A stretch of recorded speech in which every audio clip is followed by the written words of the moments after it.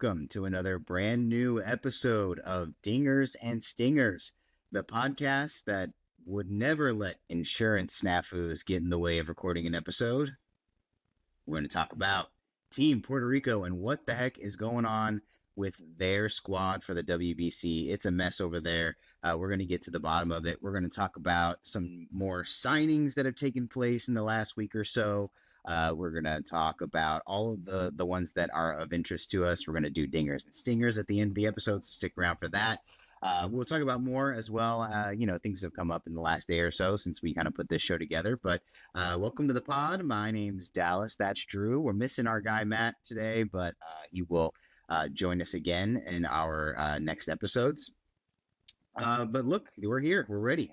So let's get into it here. Baseball show for this week. We are excited to talk more WBC, even if it's not the best news, that we're going to start with today, because rosters have been finalized. We're getting those cool graphics today, teams posting on their social medias with their official rosters, having cleared all of the hurdles that need to be cleared in order to make the rosters official.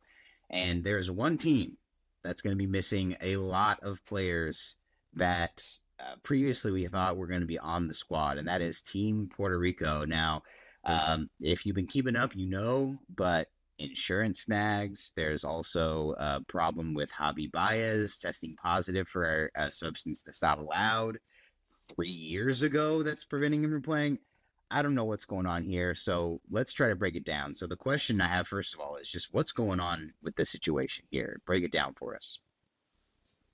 I think it's just unfortunate that that's how this tournament has to be. It makes sense that the major league teams that have these players under contract, that are hoping for big years from these players, would want some kind of insurance in place if a player were to get hurt in a game that is meaningless to these teams.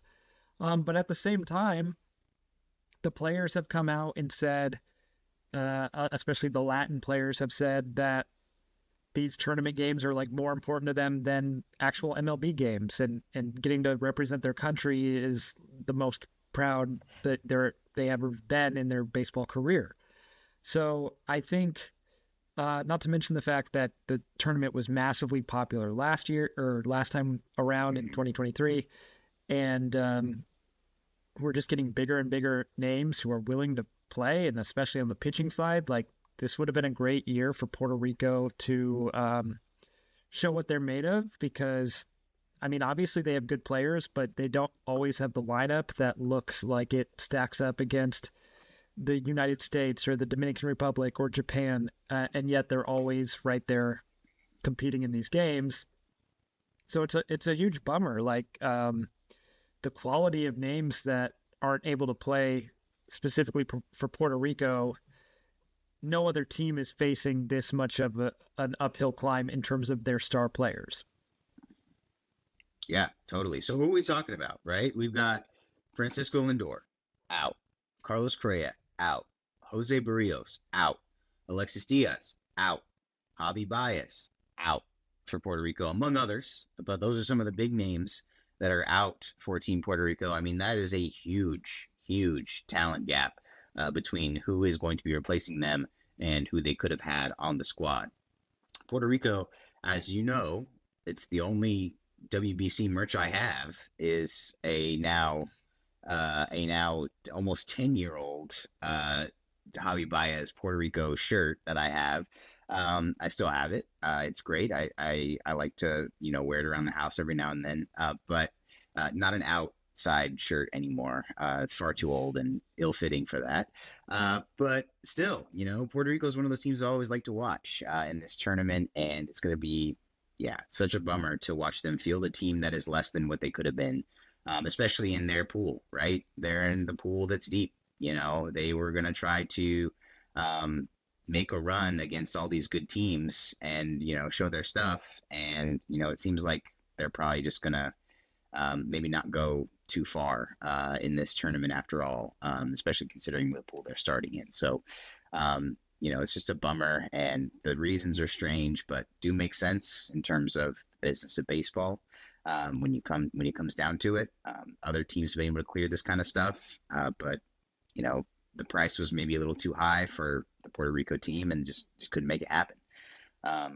So, you know, this isn't, I don't think this is a thing anymore, but at one point, Puerto Rico was talking about pulling out of the tournament. It's never something you want to hear, not something you want to see, but it doesn't look like that's going to happen anymore. It seems like they're just going to go with the squad they've got, unless I miss something, right? Yeah, I think they haven't said they're pulling out. All right. Good. So, I mean, yeah. So, I mean, what do they have going for them right now? Who remains on this team that can kind of help them put something together, and make the games exciting for the ones they play in? Well, it's interesting. One of the names on their roster is Nolan Arenado, who was on Team USA's winning roster in 2017. So that's funny. I'm looking up their roster online. This is not accurate because it has a ton of guys that I know were rejected. So let's see. Give me okay, this is from 1 hour ago. Yeah, I mean, there's still names on this team compared to some of these countries that are in this tournament. I mean, we've got like Italy and Israel and Great Britain, like, compared to that, like Brazil is in here, which is fun. Like, I love that it's a more global sport now, but at least there's major league names on this Team Puerto Rico roster. You've got, like I said, Nolan Arenado. You've got Christian Vasquez and Martin Maldonado, who can catch. You've got Elmer Rodriguez on the pitching staff. He's one of the Yankees' top prospects. You've got Seth Lugo, who was, a Cy Young finalist just a couple of years ago. So there are guys on this team that, are major league level players. It's just when you take out, I mean, Lindor is their best player / like the team captain, basically. Correa, we've seen what he can do when he's at his best. Jose Barrios would probably be their most, their starting pitcher with the most stuff, I would guess. So it is just like, it's a bummer because they're in a pool that they're with Cuba, Canada, Panama, and Colombia. That's a pool they could easily come out of anyways, I think. But it would have been cool to see them in their A team that it looks like the United States and the Dominican Republic was able to get their A teams.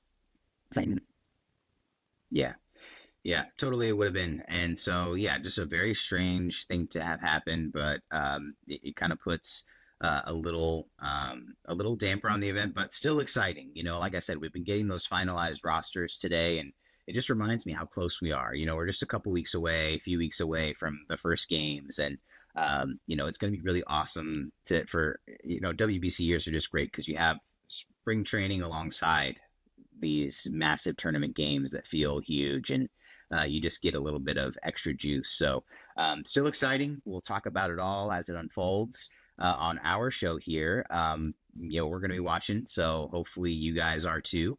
But moving on to the topics that will run kind of the rest of our show here for today's show. We're just going to talk about some signings because in the last week or so, there's been a good amount of signings that have made waves in MLB and trade as well. That's made some big waves. So we'll talk about that too. But first up, we have another contract extension that the A's have signed. It's Jacob Wilson this time. They're, young star who broke out this last season, and he signed a 7-year, $70 million extension with the A's. So this is another one for them. They've been locking up their young players all offseason long, and they've continued that with, this player, Jacob Wilson. So, how do you feel about this signing for the A's and for Jacob Wilson? Do you like it for both sides? Do you think he'll be a contributing member for this team going forward? Yeah, I like the move. I like this direction of A's baseball. I kind of wish it would have happened while they were still in Oakland, because it's not really fair to the Oakland fans that had to watch star after star leave when they were getting a little too expensive. but it seems like they want their core for Las Vegas, whenever that's happening, like 2 years from now or whatever. And they've got some guys because they did Brett Rooker and Lawrence Butler last year, Jacob Wilson this year. I'm missing one. I feel like there was a fourth one. There was one earlier. Soderstrom. Yeah. Tyler Soderstrom. That's right. So the only guy they still have Shea Langoliers and they have Nick Kurtz. These guys are probably their two best hitters from last year. So, maybe they're like, yeah, it's nice to be on the A's, but I'm gonna see what, the open market will give me. But regardless, this is what the A's should have been doing for a long time when they had, Matt Olson and Matt Chapman, that era, or even earlier when they had Josh Donaldson. But it is nice for A's fans, whoever's left of A's fans, to get to see their young guys grow up with the team. And like a 7-year deal for Jacob Wilson, I think, I believe he would have had 5 years of control regardless. So it's like you get 2 extra years, you lock in a price that, for a while is going to be more than he would have been making, and for a while probably less than he would be making. It's a pretty fair deal overall. And for a guy like Jacob Wilson, who is not a power guy, but contact average type of hitter, plays shortstop, it's a premium position. But this is a good deal for him, and if he's happy with the A's organization, then that's bonus. Yeah, so you kind of hit on it a little bit, but what this brought up for me, the question it brought up for me is, you talked about how they've had waves of young talent before that they've let go. And, there's the side of me that, wants to, maybe doesn't want to believe in the conspiracy theories or like the theories around what this ownership group was up to in the shadows. But there's also a part of me that thinks it makes sense. But, thinking about all the signings they've done in the last couple of seasons, was ownership during that last time where they had these kind of young players that were coming up, were they not spending just because they wanted to take their way out of Oakland the entire time? Or is their hand kind of being forced this time due to the grip of young talent they have? Like, are they just like, we have no choice but to spend, whereas before they might have had a different path to what the team they wanted to get? Yeah, it's interesting because I think there's definitely an element of they were not trying their hardest in those last few years in Oakland, as they clearly wanted the team to move. They did not do their best to field a competitive team. That's just a fact. And now that, they have been a good organization, famously the Moneyball team and everything, in terms of identifying talent that's maybe overlooked. But I think that this is, also just a sign of the times. Like, I don't think these kind of contracts for players in their first or second year, that are kind of, it's more guaranteed money than they had, for sure, but it's also not as much as they possibly could make. These kind of deals didn't exist, like, even like 5 years ago. I feel like not many people had deals like this. It was like the Braves started doing it, and now it's kind of a trendier thing to do, where if you have a young guy, you got to sign him ASAP, or else he's just going to be eyeballing free agency. Maybe the A's were late to the party on this. Maybe their guys simply never wanted to accept whatever they were offering. Like a Matt Chapman wouldn't have taken a 7-year, $70 million or whatever. And then there's the element of last year they were forced to spend money basically because there was going to be a grievance against them from the league by not, or the players or whoever, because they weren't spending enough money. And when you're playing half your games in Sacramento in a minor league ballpark, in a minor league, more importantly, probably a minor league training facility and locker room and all that, you're not going to get free agents to take your money. You're going to have to overpay by a lot to get guys to come there. And so if you need to spend money, well, the guys who are already here and already playing well, maybe they'll take it. Yeah. Good point there. Yeah, absolutely. So, it was like last offseason, it was the biggest contract in, A's history was Luis Severino or whatever, and it was like, Right. Yeah. like less than like 100 million or whatever, whatever it was. But it was so funny how they just like they spent it all on one fish, and then they were like they're happy now. But now they're actually getting after it. So look, good for what remains, like you say, what remains of A's fans of the future, wherever they may live. I don't know that they live in Las Vegas, but wherever they may live, good for them, because, it looks like by the time they arrive there and get established, they'll have a team that's definitely worth going to see. So we'll see if they stay on the right track, though. We'll see. But okay, so let's move now to from a young star to an established veteran who's on the move once again. Eugenio Suarez. We talked about him in our free agent episode way back when the offseason started. We were kind of wondering where he was going to end up, where he was going to go. We were curious as to which teams might step up. And then it was quiet for Eugenio Suarez for a little while. And now we find out this week that he is going back to the Cincinnati Reds on a 1-year, $15 million deal. So let's talk about this for a second. Is this something you expected, or because it was kind of like something that was out of the blue for you? It kind of hit me a little by surprise, maybe. Yeah, I didn't really have the Reds as the team that would sign him, but I think part of that was I didn't think he would have to settle for a 1-year deal. And B, I didn't think he would have to settle for a place where he was like definitively going to be the designated hitter, which is what he will be in Cincinnati, because they have Ke'Bryan Hayes playing third. He's really a good defender. Suarez did not have a good defensive year last year, but in years previous, like, was pretty solid, like not bad at all. So I don't know. It's interesting because I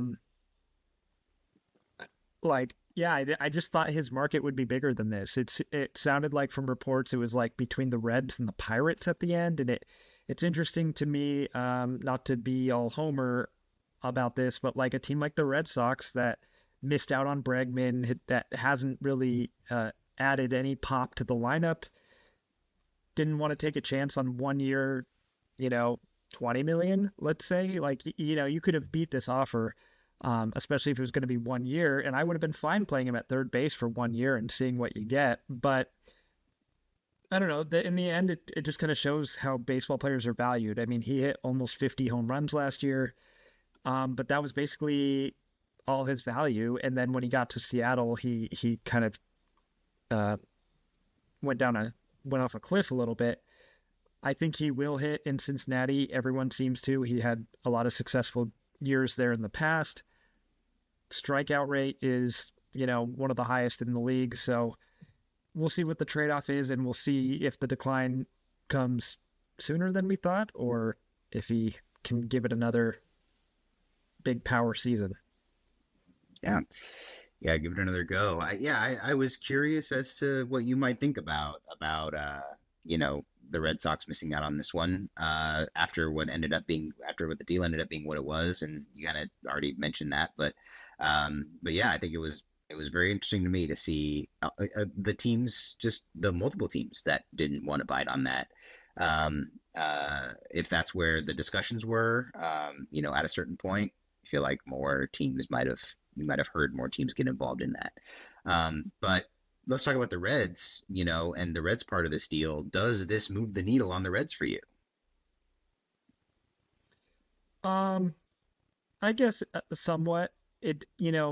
They still have a young lineup, and they have, like, their most exciting players, Ellie De La Cruz, another guy who strikes out a ton, and if he could cut that down, would be like that much more of a star player. Like, he's all potential at this point, Ellie De La Cruz.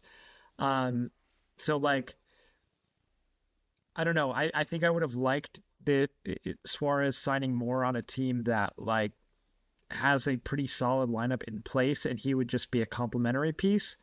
But I don't know. Like, this Reds team snuck into the playoffs last year. Obviously, didn't have much of a showing against the Dodgers, but I don't think you could say they've gotten worse this offseason. I think Suarez does make them a better team overall. So, yeah, it moves the needle, if marginally. Yeah. Yeah, and I think that's the kind of impact when you sign someone for a 1 year, 15 million, that's the kind of impact you're expecting, right?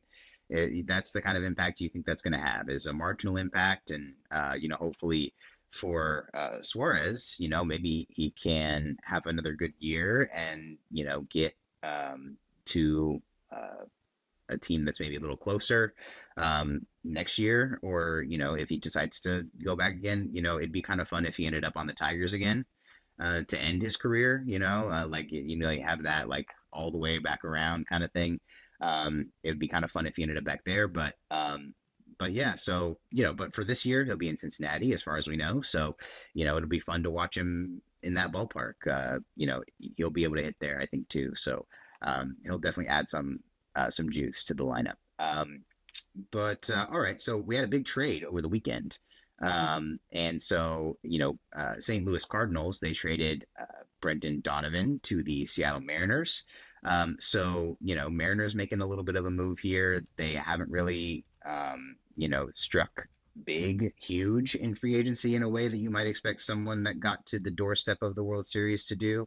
When they're sort of that close, and you just watch the way it fell apart for them. You think maybe they go for something, but they swung here, and the Cardinals got a little something in return as well. So, first question is the Mariners side. How does Brendan Donovan fit in this lineup for you? Where does he slot in? What is his impact here? I think this is a great get for the Mariners. He was kind of the last piece in St. Louis that we thought, was certainly going to get traded as they do their rebuild over there. And so, and also kind of the prize. I mean, like Sonny Gray's good pitcher, Wilson Contreras good hitter, but Brendan Donovan's versatile and he's a really good player. I think he fits the Mariners great. They have a hole at second base since Jorge Polanco left. And Suarez is also now on the Reds. We just talked about that. So the Mariners haven't done a ton this offseason, as you said. They got Josh Naylor to come back. They signed Rob Refsnyder, which I think is a nice, platoon bat for them.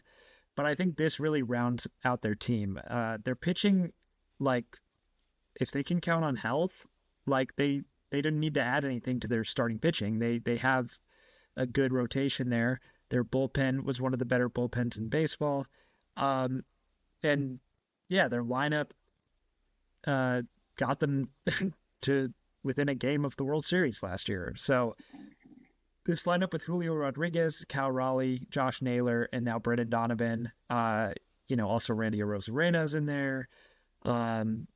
This is a good lineup, and I think they, as of right now, are looking like the favorites in the American League West again. Yeah.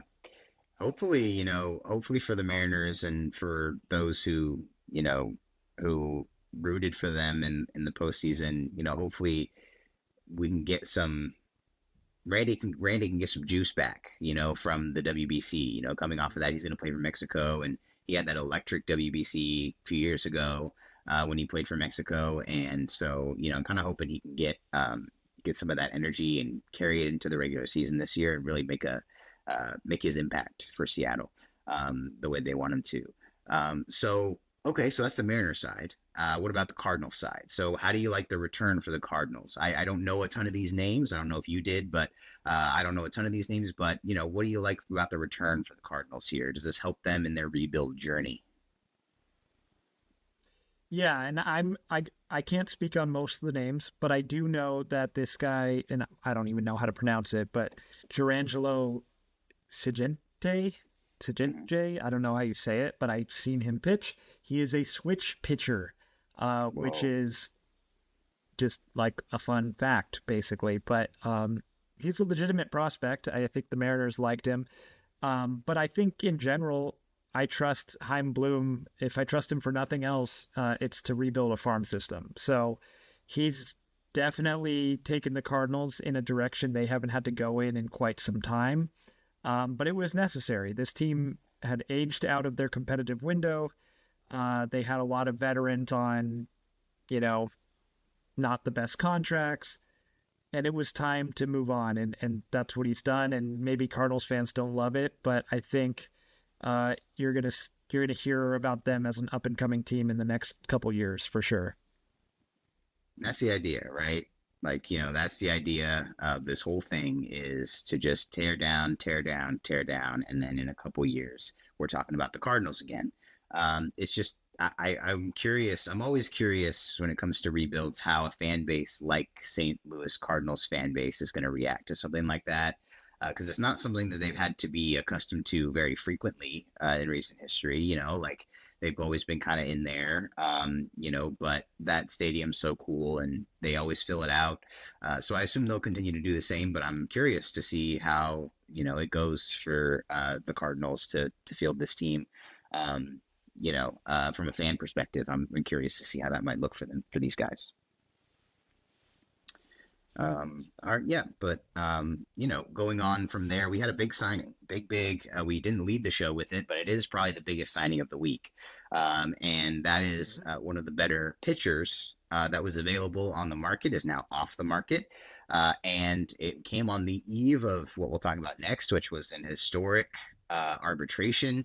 But Framber Valdez, the pitcher formerly of the Houston Astros, has agreed to a 3-year, $115 million deal with the Tigers. So Detroit loading up in the rotation for 2026, and they add Framber. So, Framber, I think the answer to why it took so long might be obvious, but, what do you think as far as like why it took so long? And you can talk about maybe the obvious reason and maybe some other thoughts you might have on it. Yeah, well, I mean, the obvious reason is that he was part of an incident where it looked like he threw at his own catcher, right? And that is obviously a dick move and one that might scare some teams away. And I think that's why he didn't maybe get quite the length of deal that he was looking for, although he did break the record for highest AAV for a left-handed pitcher. So I think you could argue he did just fine. He is already 32, but he's been as reliable as any starting pitcher in baseball for the last, 5 years or more, really. And this is a great get for the Tigers. They have Skubal for one more year, and big news today with him is he won his arbitration case, so he has the record amount for an arbitration contract. But he's almost certainly going to free agency. The Tigers' competitive window is open. They've made the playoffs back-to-back years. They are, they were really close to surpassing the Mariners and going to the ALCS. So adding another starting pitcher, another frontline starter is great for them. And now they kind of are parallel the Red Sox. They've got two lefties at the top of their rotation. One was a free agent and one has been there, and it's kind of cool. But I do think it's interesting, going into this offseason, the biggest free agent starting pitchers were, in some order, the top three were Dylan Cease, Ranger Suarez, and Framber Valdez, right? And they each have their own skill set and their own thing they bring. Dylan Cease blew their contracts out of the water. He got over $200 million, 7 years. And then Ranger Suarez got, from the Red Sox, 5 years, $130, and Framber Valdez got 3 years, $115. And so I'm curious as to why there's such a discrepancy in the AAV for those. I know Ranger's a couple years younger, so I guess it's just all tied together in that. But I am going to be interested to watch all three of those pitchers, all four hopeful American League contenders, and see what team is happiest with their investment, because you could truly make an argument that any of those three would be the better pitcher to sign. Yeah. And from from the clubhouse perspective, I think Framber might have some work to do when he arrives at spring training, or, whenever he arrives. He might have some work to do in that clubhouse, just making sure everybody knows everything's going to be on the up and up, and it's a new start and all that good stuff. But talk about the loss, maybe not the loss in the traditional sense, where it's like Astros gave him up, but they didn't re-sign him. So what kind of hole does this leave in the Astros rotation? with him not going to be returning to it. Yeah, it leaves that number 2 spot open. I think Hunter Brown had surpassed him as the ace of the Astros. But it also seemed like the Astros didn't really make too much of an effort to keep him around, whether that was because of the incident or because that's just not their style to make big splashes in free agency. I'm not sure, but they did sign Imai from Japan, so maybe he ends up being their number 2. But also, I think he's on one of those contracts where if he has a great year this year, he's going to opt out. So we'll see, how this plays out for the Astros. But I kind of have a feeling the Astros got lucky isn't the right word, but they were really bad for a number of years. They built up their farm. They had good drafts. They nailed their high draft picks when they had them. And they had a run where they were, the team from the American League. And if they're not willing to spend to keep those guys around, then I think that reign it's just coming to an end sooner than we thought. Not that the Astros are going to be a bad team next year, but it's just if you're not going to sign the top talent in free agency, well, you run out of guys that are like homegrown stars, and you've seen they've lost like at least one, each of the last like 5 or 6 years at this point. So the Astros that we've come to know, I think, are gone, and it's time to see what the new identity of the Houston Astros is. Yeah. I'll be very interested to see what they put together over the course of this season. The West, kind of is the Mariners to run right now. I think we both agree on that. But beyond that, I mean, the Rangers have in some way tried to build something again. But beyond that, I mean, that second spot is there to be had. And in a division where you play games against these other teams, you can build up some wins and get yourself into wild card position without too much of a problem if you're decent. So it'll be very interesting to see where the Astros fit in the order of things in not only the AL but in the AL West too. I'll be interested to see that. Yeah, well, the Mariners, I think we both agree, are the most well-rounded team in that division. They won it last year. Their floor is the highest, and so like they should be the favorites, but you could talk yourself into the peaks of all 4 of the other teams and also talk yourself out of them with the valleys. The margin of error is so vast for these teams. Like all of them, like the A's can hit really well. I don't know what kind of pitching they're going to get. The Angels, it's like a riskier bet because it's like a ton of bounce back candidates, but if they all hit, then the Angels won't be a bad team. The Rangers had the best pitching in baseball last year. They got Mackenzie Gore in a trade, but they didn't hit really at all last year. And they got Brandon Nimmo for their lineup, but they got rid of Marcus Semien. I don't know how much better the Rangers are going to be. And then, of course, the Astros. They're always pesky. I imagine they'll be competitive, but I just don't know who's going to really thump in that lineup. And if Imai is not as good as we hope, then they really don't have the depth in the pitching staff. Yeah. When Trey Mancini makes his triumphant return to the majors, then you'll all see. The Angels have been, doing their own thing in the corner this offseason. They've been just, cooking up something incredibly interesting and perhaps terrible over there. But I think we can segue a little bit. We can do a little chat about our teams. Maybe we have a little time and everything. So, the Angels, they've been having fun over there. If you listen to our NFL shows, my allegiance in the NFL. I've been busy, but I've been keeping my eye on the Angels and what they've been up to. They've been adding a lot of guys who, are here and there everywhere. They're trying to put something together with the scraps that Artie Moreno allows them to go after. And I think that is the situation. Perry Manasian will not survive, uh, for after the next year, couple years, I imagine. But it won't be, I don't think it'll be necessarily all his fault. There's an ownership constraint here that I think everybody knows about now. And so he's got his, he's trying to do this with one hand tied behind his back, maybe one and a half hands tied behind his back even.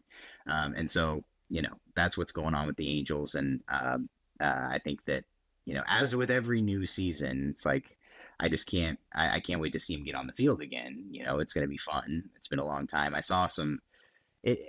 been so busy with like life and football and stuff that I hadn't seen like even baseball highlights in a while.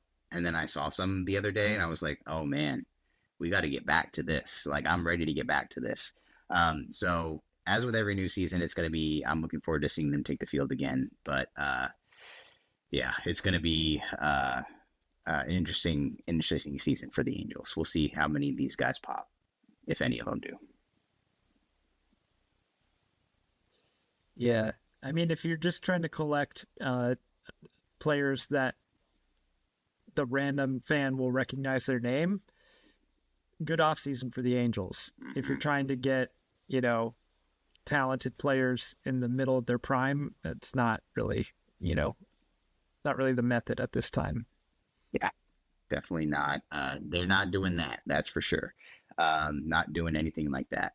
But I feel like there's one more Angels thing. Maybe not. It'll come to me. But yeah, talk about the Red Sox a little bit. We're nearing the end of the offseason here. Doesn't mean that adding is over, but it could be. So where are we at in Red Sox land? How are we feeling?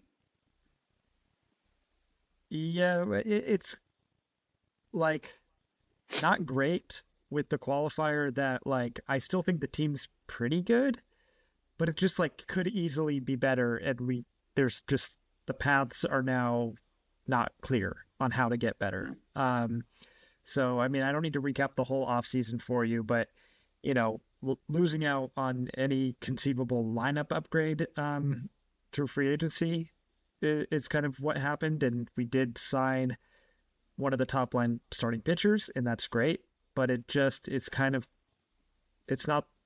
wasn't the clearest path to being better than last year, right? So right now we're in a situation where we have the same lineup as last year, except you take out Alex Bregman and you put in Wilson Contreras. And maybe Wilson Contreras will be a better hitter, maybe not. But either way, we were already a bat short, and that bat has not come. So the options at this point are very limited. It will have to be a trade. If it's Isak Paredes from the Astros, there's been rumors about that. I'm fine with that, but it doesn't really move me. If it's Nico Horner from the Cubs, I'm cool with that, but that's a 1-year deal, and he doesn't have much pop, so like that doesn't really move me. The only move that was ever rumored that could feasibly still happen that would actually excite me would be a trade for Ketel Marte of the Diamondbacks. So sure, that's basically been ruled out. In my opinion, the Red Sox have put themselves in a position now where the pitching depth is so vast that you could give up. I would be willing to do what it takes, basically. Like anyone not named Marcelo Meyer that could conceivably be moved, I'd be okay with. If it was Jarren Duran and then both Peyton Tolley and Connolly Early, that would hurt, but I think I would do it because I think, Ketel Marte is one of the best hitters in baseball. He fills a need on the field because we don't really have a starting second baseman. We're kind of like doing patchwork to figure out our infield. And he slots right into the top of your lineup. It would be awesome. And, losing Duran you would lose some production there, but there's plenty of outfielders. So it's an area of surplus, and losing both pitching prospects would also hurt. But we see it all the time, like how many pitching prospects really truly pan out that are even, ranked higher than what Connolly Early or Peyton Tolley are ranked in, national rankings for prospects. So I think I would take the risk. I understand why certain people wouldn't want to. I would understand if the Diamondbacks are like, well, we're not even entertaining it at this point. But, Jaron Duran would upgrade their team immediately. Early and Tolley would fill in some pitching depth. They're major league ready if they want them to be. And they've got Jordan Lawler, who's just, stuck behind right now Marte at second, Perdomo at short, and they just traded for Nolan Arenado to play third. So I don't know. Like, I still think if you blow them away with an offer, they wouldn't say no. So that's my like one little thinking I've been doing. Like, why not do that? But the Red Sox always surprise me with moves. Like it's pretty rare that I see a move coming from them these days. So I really don't know where we're going to go next. Yeah. Yeah, it seems like it's just been one of those off seasons where you feel like you have the playbook on it, and then it doesn't turn out the way you thought, and it doesn't mean that it's over or anything. Still got a good squad over there, but it definitely there was a vision of what this point in the off season might look like for Red Sox fans, and it didn't really turn out all that. But still room to make some moves. So we'll see how that pans out over the course of the season. But I remember the other Angels thing I was going to say is I don't know how I'm going to watch them this year yet. I might just have to listen to them on the radio or something. They were one of the teams that left FanDuel Sports Network or whatever they were doing on last year. So yet no word yet on how their games are going to be broadcast visually. There's always the radio broadcast, but no word yet on visuals. So we'll see how we watch the Angels this year. I don't know. Okay, so let us go now to our Dingers and Stingers segment. This is the part of the show where we will give our dingers, our one good thing, and our stingers are one bad thing from the world of sports for this week. So let's start with the bad, as we always do, and end with the good. Go out on good vibes. So let's start with Drew and give us your stinger for the week. Yeah, my stinger for the week it's Red Sox related. Yesterday, they signed free agent infielder Isaiah Kiner-Falefa. And normally a move like this, who cares? Doesn't move the needle, whatever. But we signed him for $6 million, which is honest to God, real major league money. And he's been objectively bad for a number of years at this point. And so I'm just struggling to see the vision. I'll talk about my dinger in a second, but like we had cleared off some money from payroll. You thought, okay, what are we going to do with this money? And then immediately turn around and give it to IKF. I don't really get that. It's funny because he was on the Yankees for a few years. He was bad. Yankees fans did not like him. He was on the Blue Jays. I don't know if he was disliked or not, but I know his lasting image is him being out at home plate when he could have been the game-winning run in Game 7 of the World Series. So, he's just going through the American League East, making the worst possible impression everywhere he goes. So I guess we're next on that list, and we'll see. But I just don't get. He doesn't have a starting job here. He doesn't really offer you too much besides some defensive versatility. I just don't get giving him $6 million. It just kind of escapes my grasp. Yeah. One of those things that you just read it and you go, let me read that one more time. I think I'm making up a number here. And you're just like, actually, no, it's all there. So that's the way it has to be. Then that's the way it has to be. But yeah, very strange indeed. We'll see what happens. Okay, so my stinger, I'm subbing in for Matt here. Usually Matt is the other one who gives his dingers and stingers. I will sub in. I held my tongue when we were talking about World Baseball Classic rosters earlier because I wanted to save it for this. The Team USA final roster is out, and Mike Trout's not on it. and it's really weird, and feels really strange. It's something that I understand. If it's not, maybe there just wasn't room, there wasn't space, or he didn't necessarily actually end up wanting to do it, or something. Whatever happened, I'm sure we'll. I think it might have been an insurance thing as well. Yeah, I'm sure we'll find out more about it. If we don't know already, we'll find out more about it later. But it's one of those things that just, however it worked out that way, and it's going to be very weird to not have someone who you kind of felt like you knew really wanted to be on the team again this year. After being the captain last time around, and having that epic ending to the title game, you feel like he really wanted another go at at least being on the roster, for this time around, and it'll be very strange. It goes like at the beginning of the off season, or even that, like, as long as we've been looking forward to this WBC this year, we've kind of put him in there. Like it's been in my head. Like he's just been like, oh yeah, he'll be there, and then everyone else will be there too, but not this time around. And he was part of the squad last time around who didn't necessarily pave the way for this squad of like all stars, like all star of all stars to be on the team, but maybe a little bit, and so it'll be very very weird to not see him get to at least be along for the ride there. Wasn't sure even in my most optimistic of thinking how much we would actually get on the field, but it would have been nice to see him get to be there, but he will not be there, and it'll be very strange in this new era of USA baseball. That feels like his scene, even though he's only been on the team once. But yeah, super weird. Yeah. But let's end on the good here, and let's go back to dingers. So let's go to your dinger for the week, my good man.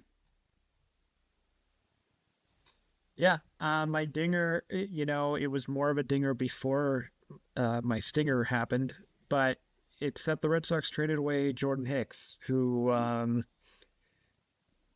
was terrible and sucked, and was part of the Raffy trade, which is just, whatever at this point. But he was terrible and was making a lot of money for us, and we were able to trade him away, and we attached a prospect, so the White Sox took a decent chunk of that money away from us, and I felt great about that for a few days until we seemingly used that money immediately on a backup infielder.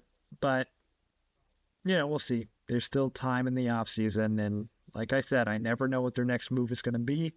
I'm just happy that Jordan Hicks is no longer playing for my baseball team.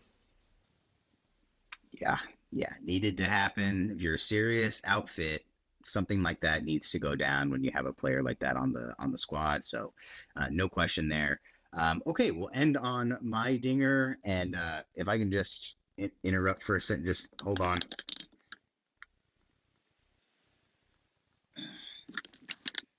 Let me just transition here. My dinger for the week, I'll take it outside of baseball over to football. Look, the Seahawks are playing in the Super Bowl in a matter of days. It's been a wild ride. You'll hear all about it on our football episode for this week, so listen to that. Make sure you watch that. We're going to talk about the Super Bowl and all that good stuff, so I won't talk about it too much right now, but it's a big deal for me. The Seahawks are back in the Super Bowl, first time in 11 years. They're going to play, and they're going to play the team they played the last time they were in. So, it's not the same players. The whole rosters are different, of course, but, and the coaches are different and all that good stuff. But, it still feels like it could have, this is going to feel like a whole thing. Like it's the beginning of the next chapter for Seattle, win or lose.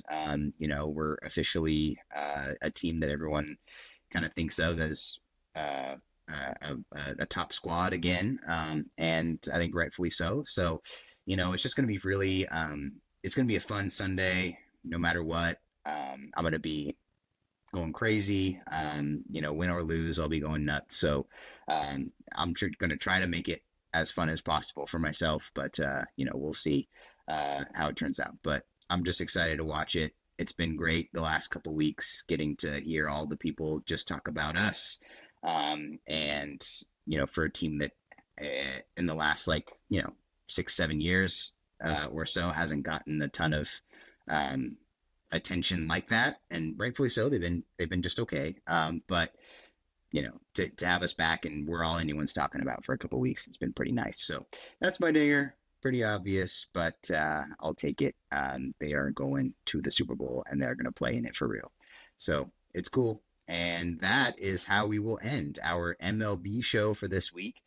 Thank you for watching. Thank you for listening. However you do so, you can subscribe to us here on YouTube. You can follow us on Instagram. You can follow us on TikTok. You can follow us on those two things, I think. And you can also listen to us on Spotify if you prefer audio only. You can listen to us there. Our episodes go there as well. But let us know in the comments, what do you think about Team Puerto Rico for WBC? Do you think that there is something we missed? Are they a dark horse? Let us know. Let us know what you think about these signings we talked about. And put in the comments as well, what you guys think. What do you look forward to about spring training? We want to know because we're going to start talking about it here on our show pretty soon because it is right around the corner. So we're stoked. We're super excited. And so thank you for listening. Thank you for watching. And until next time, take care and we'll see you then. Goodbye.